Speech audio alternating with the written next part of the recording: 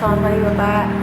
Bisa diceritakan sebelumnya ini bangunan bersejarah yang salah satu kita kenal adalah Museum Pak Nasution. Bisa diceritakan Pak, ini sejarah bangunannya itu sejak tahun berapa ditinggali oleh Bapak dan Ibu? Jadi bangunan ini bangunan rumah pribadi Pak Nasution. Di rumah pribadi Pak Nasution, tepatnya di Jalan Tengku Umar nomor 40 Menteng, Jakarta Pusat. Rumah ini ditinggal oleh keluarganya, dihibahkan ke pemerintah, ke negara itu pada tahun 2008, tepatnya tanggal 3 Desember 2008. Kebetulan tanggal 3 Desember itu kelahiran Pak Nasution. Jadi Pak Nasution lahir di 3 Desember 1918. Makanya pada saat museum ini ditinggalkan oleh keluarganya dan dihibahkan ke pemerintah, diresmikan pas tepat tanggal 3 Desember 2008 sebagai Museum Angkatan Darat sampai saat sekarang. Bertepatan dengan hari ulang tahun. Hari ulang tahun Bapak, tanggal 3 Desember. Jadi sejak tahun berapa tadi Pak ditinggali oleh keluarga? Untuk ditinggali pas menjelang 2008, jadi 2007 itu sendiri proses pengalihan ke negara. Jadi proses pengalihan ke negara 2007, pas 2008-nya peresmian. Jadi tepatnya 2007 udah ditinggal beliau di Jalan Kiai Haji Agus Salim 80 tuh untuk pengganti rumahnya. Siapa saja Pak yang mendiami rumah ini? Ada siapa saja? Jadi rumah ini didiamin oleh Pak Nasution sama keluarganya, adalah 2 anak. Yang satu pertama waktu itu meninggal Ade Irma Nasution, yang kedua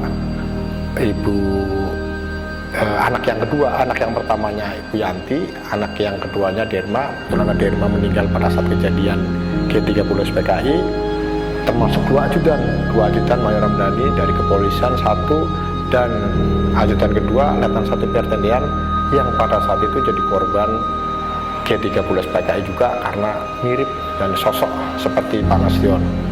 Terus Ibu Nasution sendiri dan kerabatnya, ada berapa kerabatnya Pak Nasution termasuk pada saat kejadian Ibu Mardia itu juga ada sampai saat ini beliau masih hidup.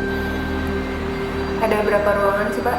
Kalau boleh tahu di ruangan itu? Untuk di ruangan di gedung utama ini ada 9 ruangan terbagi dari ruang kerja, ruang utama, ruang kerja, ruang kuning, ruang senjata, ruang kamar Pak Nasution, kamar Ade Irma, ruang keluarga, dapur, dan yang satu lagi ruang kamar.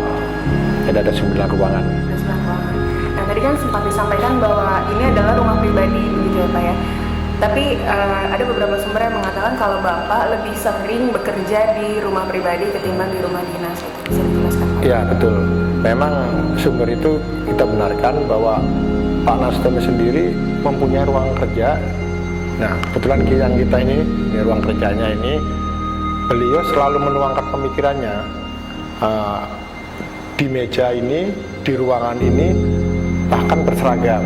Serta beliau sambil bekerja itu bahkan kadang-kadang lupa makan dan keluarganya mengantarkan makan di ruang kerja ini.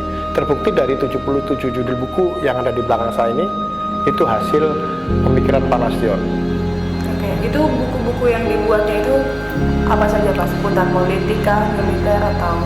Semua ada, politik, militer, yang berhubungan dengan biografinya beliau, ya, terus yang berhubungan dengan masyarakat, mahasiswa, bahkan masa purnawirawannya pun masih sempat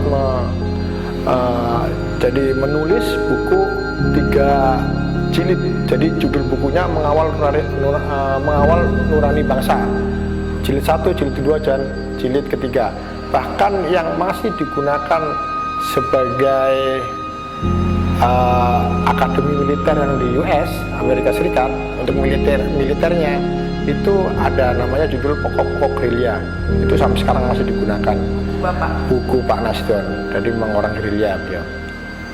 Ini buku-bukunya memang dari hasil pemikiran yang kritis sekali dari Bapak ya Pak. Terbukti kalau berarti Bapak ini memiliki pemikiran yang visioner. Betul. Dan bertanggung jawab atas negara. ya Pak, Ya. memikirkan sekali. Betul. Nah, tadi sempat disampaikan bahwa bekerja di rumah sempat menggunakan seragam, selalu menggunakan seragam. Selalu menggunakan seragam. Memang selalu seperti itu. Ya, betul sekali, benar. Jadi beliau makanya dalam ruangan ini kita sengaja buat koleksinya pun koleksi Panasonic berpakaian seragam, bukan Panasonic berpakaian preman. Di situ untuk membuktikan bahwa beliau selalu bekerja dalam menggunakan pakaian seragam. Apa jam kerja yang digunakan Bapak juga sebagai dari jam 7 sampai jam 5 sore atau bagaimana? Bisa lebih, Bisa lebih. bisa lebih. Bahkan beliau dari markas besar, dari kantor dinasnya, beliau pulang, bahkan bisa berlanjut. Bahkan beliau lebih, kalau normatifnya itu kan jam 8 atau jam 7 sampai jam 3 atau jam 5 sore lah ya, itu normatifnya. Tapi bahkan lebih. Makanya dibilang tadi keluarganya sampai kadang-kadang mengantar makanan di meja kerjanya. Itu. Terus bagaimana dengan waktu keluarga Pak? Waktu keluarganya untuk Pak Nasdem sendiri disempatkan. Jadi pada saat hari-hari tertentu, hari-hari untuk keluarga, beliau sangat peduli dan keluarga. Kita bisa lihat di ruang keluarga sana, tadi kita lihat-lihat terputar, disitulah tempat beliau untuk sebagian waktunya untuk keluarga. Nah, kalau misalnya kita sekarang boleh masuk nih Pak ke ruangannya, kembali ke peristiwa 30 September 1965, bagaimana ceritanya Pak? Pasukan Cakrabirawa kemudian datang lalu. Jadi untuk peristiwa G30 September sendiri pada pukul 4.25, jadi 4.25 itu menjelang subuh, keluarga ini membiasakan untuk membuka pintu ruang depan. Jadi pintu depan ada 4 daun pintu, itu 2 daun pintu terbuka. Itu kebiasaan keluarga sini. Tujuannya apa? Tujuannya membiasakan diri untuk menghirup udara segar. Jadi udara pagi itu menurut beliau sangat bagus, makanya terbuka. Termasuk lorong ini terbuka. Jadi pada saat Ibu Nasdem sendiri pukul 4.25 itu membuka jendela. Kebetulan yang membuka jendela Pak Nastion. Jadi di kamarnya Pak Nastion ada satu jendela samping sebelah sini itu dibuka sama Pak Nastion. Terdengarlah suara gaduh di luar. Jadi dengar suara derapan langkah prajurit itu. Jadi sepatunya terdengar oleh Ibu Nastion.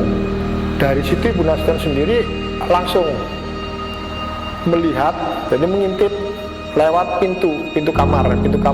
Jadi diintip, pintu kamarnya beliau, intip ya. Sebentar sekali Pak, bahwa di situ terlihat ada prajurit berbaret merah yang lalu lalang. Disampaikanlah ke Pak Nastion, ada pasukan Cakrabirawa. Nah di situ kurang lebihnya. Terus Ibu melihat dari area pintu yang sebelah sini ya Pak ya. Lalu apa kemudian yang dilakukan Bapak ketika Ibu menyampaikan itu Pak? Ya, jadi Bapak langsung kaget. Ibu Nasdem sendiri bersamaan itu mengunci pintu.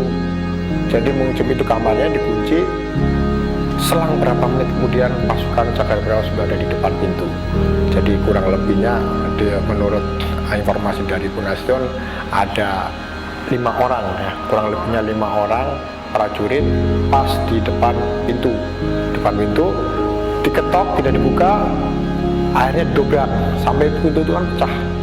Akhirnya setelah didobrak tidak terbuka juga, ditembak. Setelah pada saat penembakan itu Pak Nastion sempat tiarap. Jadi Pak Nastion yang hendak melihat memastikan bahwa itu pasukan Cakrabirawa tidak sempat karena ada tembakan itu dan tiarap. Bersamaan itu Ade Irma yang posisinya pada saat itu tidur di situ langsung memeluk paha Ibu Nastion yang pada saat itu menahan pintu yang terkunci sambil menangis pada saat kaget. Akhirnya kerabat dari Pak Nastion yang namanya Ibu Mardiah yang kamarnya di sebelah itu mengambilnya Ade Irma. Dan untuk tembakan berikutnya yang kedua kali barulah di situ Ade Irma terkena. Sempat Ibu Nastion belum tahu, pada saat perjalanan menuju pintu keluar baru tahu ada darah satu ngetus di lantai. Terus baru Ibu Nastion mengambil Ade Irma karena sudah tertembak itu. Jadi tembakan pertama itu menerobos pintu. Ya, Ada 3 lubang. ada 3 lubang tembus bahkan tembus di Atap. tembok atas, sebelah atas tuh, sama di meja. Di situ ada jamnya Pak Nastion, jam Pak rusak waktu itu. Jadi tembakan pertama dia menerobos pintu lalu ke dinding Iya, atas. Lalu tembakan kedua baru mengenai Ade Irma. tubuh Ade Irma. Iya, karena Ade Irma pada saat itu lompat dari tidurnya, dari tempat tidurnya itu meluk pahanya itu, terus habis itu digendong sama Ibu Mardia. Ibu Mardia itu kerabatnya Pak Nastion yang pas kamarnya di sebelahan. Nah itu. Jadi perlu digarisbawahi itu tertembak atau ditembak? Tertembak. Tertembak. Ya, karena sasaran utama yang mau ditembak adalah Pak Nastion. Oke. Akhirnya ya karena Pak Nastion itu sendiri pada saat itu tiarap, dan di situ Ade Irma akhirnya yang tertembak. Jadi bukan ditembak, karena sasaran utama adalah Pak Nastion. Oke. Nah, bagian mana Pak yang peluru itu mengenai tubuh Ade Irma? Ya, bagian punggung. Jadi karena pada saat itu gendongnya kan posisinya begini nih. Jadi Ibu Mardia sendiri kena tangannya, pas di bagian punggung bawahnya itu kena Ade Irma. Apa saat itu Ade Irma langsung berteriak, Tidak. merintih atau Ya, hanya merintih saja. Teriak. Itulah hebatnya Ade Irma. Mungkin kalau saya mungkin udah teriak-teriak nggak kemana-kemana kan. Itu Ade Irma dia dengan rintihannya sambil menyebutkan nama papa. Terus akhirnya sambil dibawa keluar, dan di depan pintu keluar sambil melihat Pak Nastion lompat. Masih tetap tidak teriak, merintih saja. apa yang dibisikkan oleh Ade Irma kepada ibu saat itu mengenai bapak? Ya, menanyakan papa kemana. Menanyakan Kalimat itu. itu. Papa kemana? Papa kemana? Adik sakit. Ya. Itu kira-kira rintihannya seperti itu, tapi tidak teriak. Usai mengantar bapak untuk lompat Ya. melalui pintu belakang, kemudian apa yang ibu lakukan? Ibu lakukan langsung, ya disitulah kita bisa melihat ketegaran seorang Ibu Nastion ya. Jadi setelah mengantar Pak Nastion dengan memaksa Pak Nastion segera mengamankan diri, akhirnya ibu sendiri lewat lorong belakang, pintu belakang itu menuju ruang keluarga, karena disitulah ruang keluarga ada alat komunikasi telepon yang tujuannya mau menginformasikan kejadian ini kepada Pangdam Jaya yang pada saat itu dijabat Majen TNI Umar Wiradkusuma, mantan wakil presiden era Orde Baru. Nah, mau menginformasikan pada saat itu, tapi kenyataan lain. Di situ pasukan Cakrabrawa prajuritnya sudah muncul di depan Ibu Nastion. Terus untuk alat komunikasi itu sendiri sudah diputus ternyata. Disitulah dari pasukan Cakrabrawa salah satu prajurit menanyakan keberadaan Pak Nastion dengan nada tinggi, mana Nastion? Terus Ibu Nastion dengan nada tinggi juga dibalas dengan nada tinggi. Langsung ibu menjawab, Nastion tidak ada, Nastion ada di Badung. Sudah 2 hari kalian kemari hanya ingin membunuh anak saya. Itulah kira-kira jawaban Ibu Nastion. Dan selang berapa menit kemudian ada pelurit dari pimpinan pasukan Cakrabrawa yang di luar. 1 kali pelurit, langsung pasukan Cakrabrawa keluar. Setelah itu Ibu Nastion sendiri dengan menggendong Ade Irma, dia mengikuti belakang memastikan apakah benar pasukan Cakrabrawa. Ternyata memang benar, pasukan Cakrabrawa dibantu oleh pemuda rakyat langsung naik truk dengan membawa Pierre Tendean, Letnan 1 Pierre Tendean, yaitu ajudan Pak Nastion, tertangkap di pavilion sebelah di ruang ajudan. Bapak Pierre Tendean itu apakah korban salah sasaran atau memang ada tujuan lain untuk menangkap Bapak? Yang jelas korban salah sasaran. Jadi pasukan Cakrabrawa itu mungkin tidak mengenal persis dengan Pak Nastion. Terbukti dari bahwa Pak Pierre Tendean adalah hanya mirip ya, hanya mirip. Jadi beda-beda tipis gitu. Jadi beda-beda tipis karena kemiripannya langsung ditangkap. Terbukti dari pada saat naik ke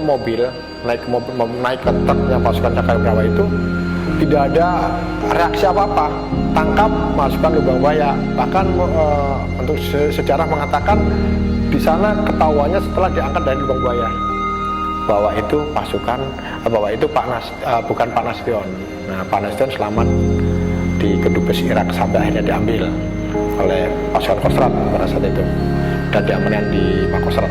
Jadi Bapak Pierre Tendian itu ditangkap oleh pasukan dalam keadaan masih hidup? Masih hidup, masih segar, dalam keadaan ya kemungkinan bangun tidur. Jadi karena tersentak, begitu lihat suara tembakan, beliau langsung reaksi. Pas keluar dari ruangannya ke ruangan ajudan, dari kamarnya ke ruangan ajudan, langsung di situ Nasution. Pasukan beliau bilang gitu, Nasution. Padahal Pak Pierre Tendian sudah menyatakan, saya Letnan 1 Pierre Tendian, tapi tidak menyerah. Iya, tidak digubris ya. Jadi langsung dibawa begitu saja atau ada perlawanan? Tidak ada, langsung tangkap, bawa ke truk pada saat itu, langsung bawa ke lubang bayang. Apakah pasukan yang menyergap Ibu di ruang makan tadi itu adalah pasukan yang juga mendobrak pintu kamar Bapak? Bukan. Jadi di sini ada beberapa pasukan, bisa kita lihat gambar koleksinya. Beda wajahnya, beda namanya. Jadi ada beberapa kelompok dari memang udah didesain, kalau prajurit kan udah tahu ini kamu sasaran di sini, kamu sasaran di sini. Jadi prajurit yang ada di depan yang berhadapan dengan Ibu Nasution itu salah satu bagian dari prajurit. Satu regu, satu kelompoknya itu. Jadi ada 2 kelompok ya. Kelompok pertama mendobrak, kelompok yang kedua mencari di ruang-ruangan berikutnya. Ternyata di situ ketemu Ibu Nasution yang menggendong Ade Irma dalam posisi Ade Irma tertembak itu. Jadi 2 kelompok yang berbeda. Ya, jadi ada total ada berapa orang yang masuk ke ruangan ini, Pak? Ya, kalau ruangan di ruangan ini kurang lebih 1.000 ya, 10 orang. Kalau yang di luarnya sebagian kemungkinan ada 1 peleton. 1 peleton itu sekitaran 30 orang ya, kurang lebih 30 orang pada saat itu. Ada berapa pasukan juga yang menyergap Bapak Pierre Tendian? Kalau prajuritnya kurang lebih ada 6 orang, 7 orang ya. Lalu bila kembali ke tempat Bapak bersembunyi setelah melompati tembok, itu Bapak bersembunyi di mana? Sembunyi di Kedutaan Besar Irak. Di situ kebetulan ada tong besar yang pada saat Pak Nasution lompat jatuh terluka karena tong benda itu. Jadi Pak Nasution lompat ke sebelah itu dalam kondisi jatuhnya tidak sempurna.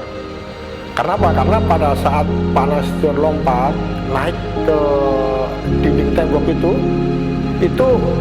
ternyata pada saat itu bayangannya terlihat oleh pasukan Cakrawala yang pengamanan di sini di luar. Karena terlihat bayangan, jadi spontan pasukan Cakrawala menembak ke arah bayangan itu. Tapi bukan menembak Pak Nasutionnya, menembak bayangan itu. Respek seorang prajurit itu pada saat itu. Dan pada saat itu juga pas ada suara tembakan di atasnya itu, Pak Nasution kaget, akhirnya jatuh dengan kondisi tidak sempurna. Nalar saja kalau prajurit segitu sebenarnya ringan kecil lah. Tapi karena kondisi yang tidak sempurna pada saat itu, Pak Nasution jatuhnya dengan tidak sempurna. Makanya pada saat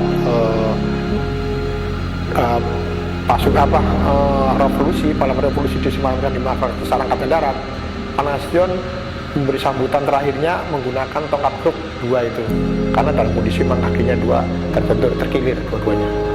Jadi di balik dinding itu ada tong besar yang digunakan Bapak untuk sembunyi. Berlindung, ya betul. Berapa tinggi dinding itu, Pak?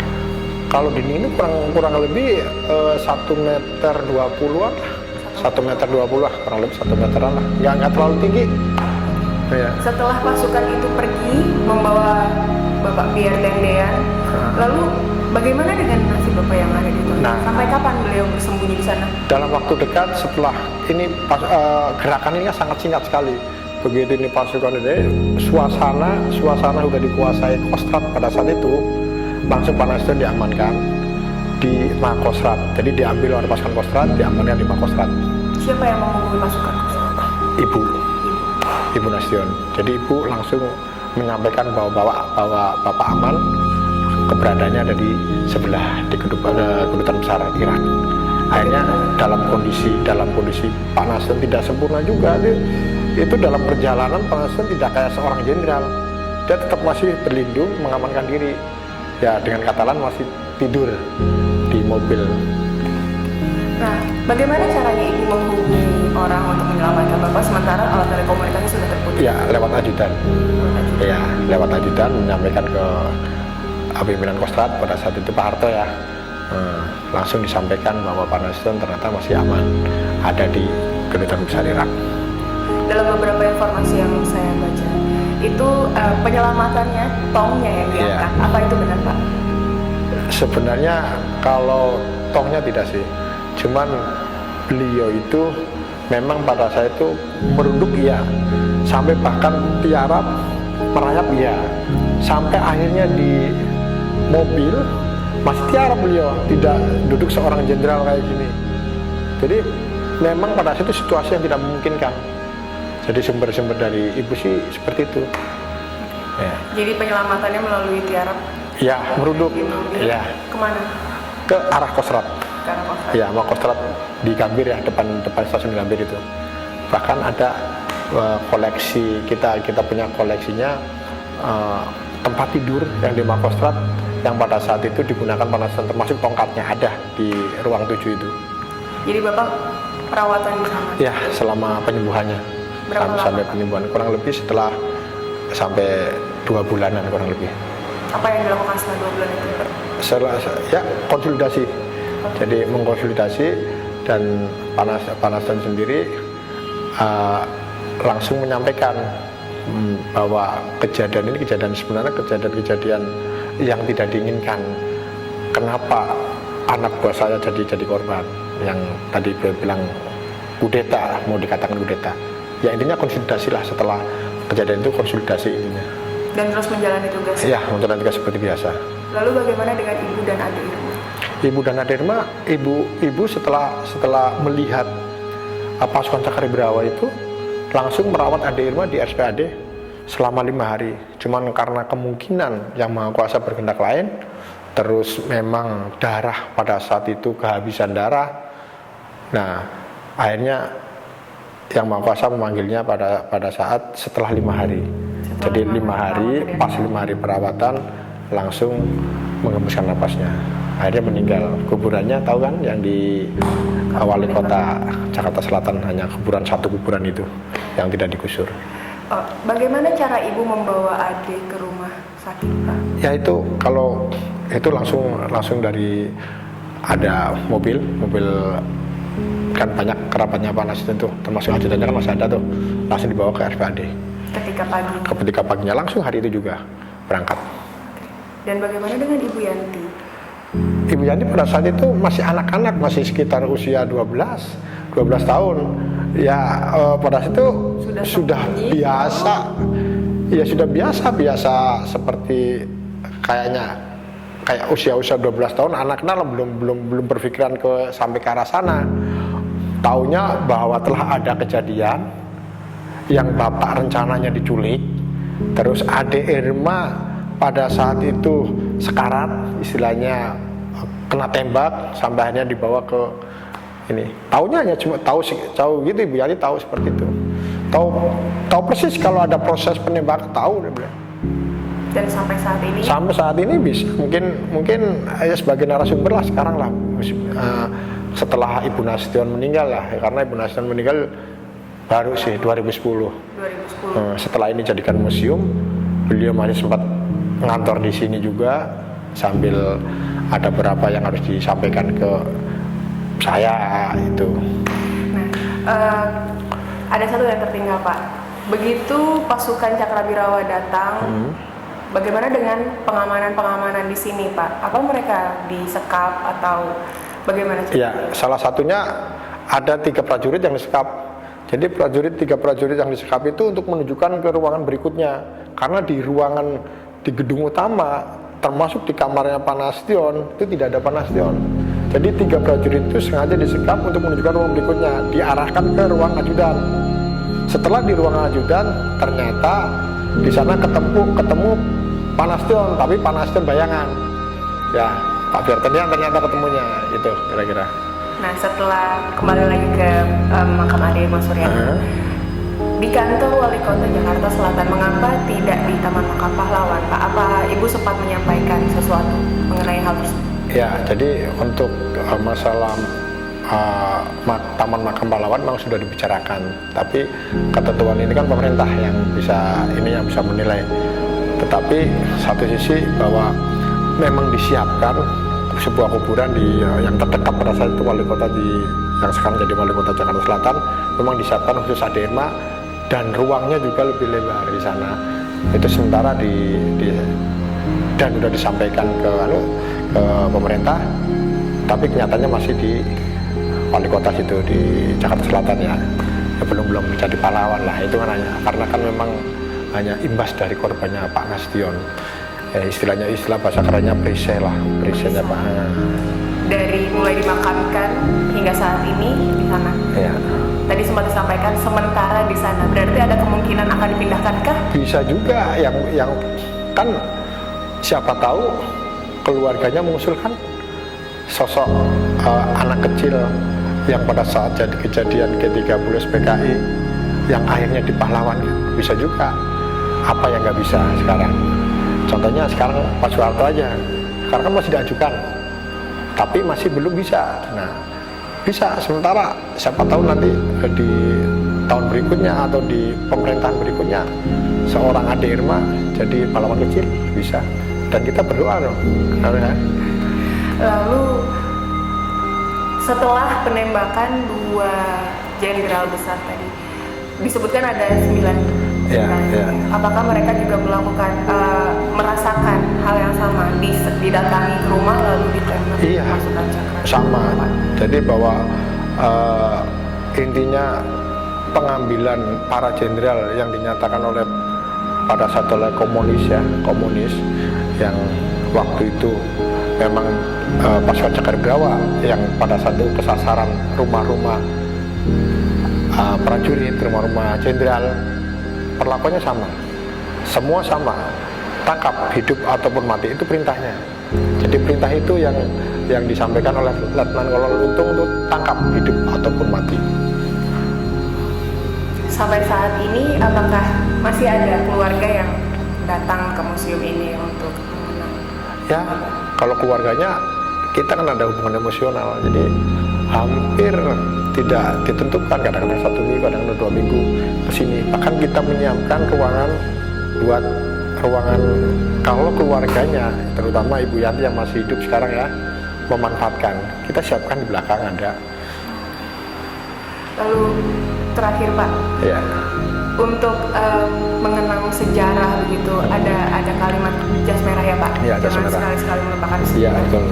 Apa pesan Bapak untuk anak-anak Indonesia begitu, untuk terus mengenang perjuangan para pahlawan dan terus mengenang peristiwa itu? Ya.